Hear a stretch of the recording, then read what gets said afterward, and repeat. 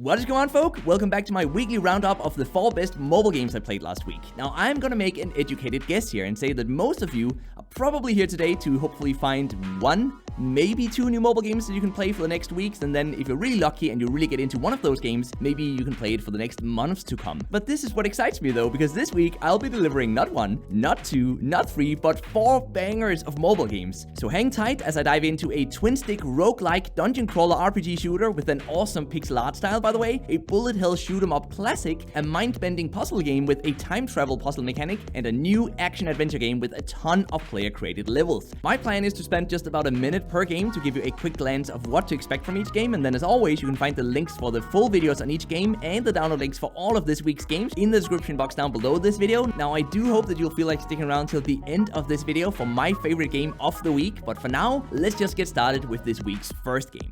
And that game is Bullet Hell Monday. Now, Bullet Hell Monday is a punishing shoot 'em up, and you guessed it, bullet hell game that tries to differentiate itself from the pack through its focus on not simply surviving each level, but also completing enough of the level's missions so that we can unlock and continue to the next level. In addition to that, and also unlike most other games in the genre, we earn points not only from destroying enemy spaceships, but also through blowing up enemy bullets using bombs, and this adds a very interesting new twist to the core gameplay, as we're not simply trying to avoid bullets anymore, we're actually trying to get as many bullets onto the screen at the same time, and then we can blow them up in one huge explosion. The game is both difficult and fun, with a decently paced progression that slowly has us upgrade each of our ships to shoot more bullets, deal more damage, carry more bombs, and so on. And the game monetizes through selling new spaceships with different types of attacks through in-app purchases. The game can be played offline. It takes up 151 megabytes of space. It's out on Android and on iOS. And when it comes to bullet hell shoot 'em ups, this is an old but gold game that still holds up in 2019, so you can safely check it out if you've been looking for a fun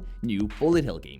Today's next game is something a bit more relaxing than a bullet hell game, and it's called Time Turner, and it's a truly mind-bending indie puzzle game that, with its time travel mechanic, provides a new take on the clone puzzle subgenre. So the way this unfolds in Time Turner is that we simply move around our square block character in an attempt to solve each level's puzzle, and then when we believe we've figured it out, we walk into the Time Traveler Stone to travel back in time so that we can replay the level alongside our past self. And I don't know what you're thinking right now, but that mechanic might sound a bit rudimentary, but its perfect implementation and the clever level design give me more aha moments than any other mobile puzzle game I've played so far. The game is very short though, but completely free with no advertisements and no in-app purchases whatsoever, and it can be played offline. It takes up only 70 megabytes of space. It's available on Android and on iOS, and yeah, it's definitely worth spending a few hours on this game just for the experience of having played it, especially if you're into puzzle games. But what if you like puzzle games, but you just want something that's a bit more action or adventure-ish? Well then, in that case, my friends, there's Hoppia Tale, which is a cute, top-down, retro-styled action-adventure game where we hop around to defeat enemies, we avoid bullets, and here's the real kicker, complete the puzzle-like gameplay mechanics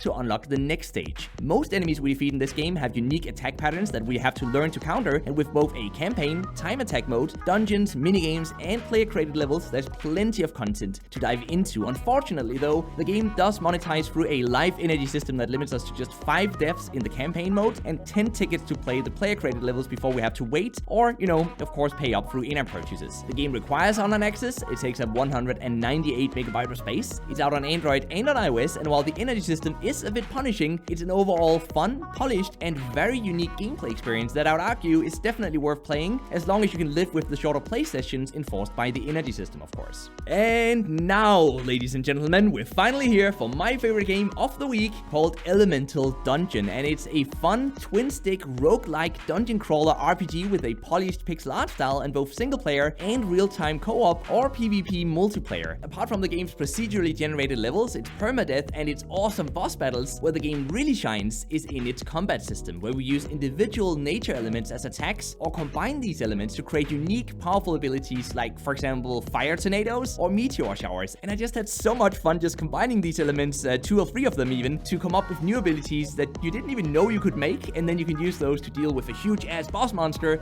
or maybe just a group of small minions that you have to take out all at once. Now, when it comes to the monetization of the game, that happens through occasional incentivized video advertisements, and then a few in-app purchases to unlock a new character, or to get some small permanent upgrades that make the game a bit easier without feeling necessary. The game requires online access because of its multiplayer mode. It takes up 253 megabytes of space. It's available on Android and on iOS, and if you've got just the slightest amount of love in your life for roguelike top-down shooters, then you should definitely take Elemental Dungeon for a spin, as it's a great game and it's it's my favorite game of the week as well. And that was it. That was all I had for you guys today, so I hope you've enjoyed today's video. In case you haven't hit that glorious notification bell just yet, then it's not too late. Consider doing so to receive all the latest and greatest mobile gaming videos straight into your YouTube inbox. But most importantly, of course, until next time, just keep gaming, stay awesome, and I'll see you guys around.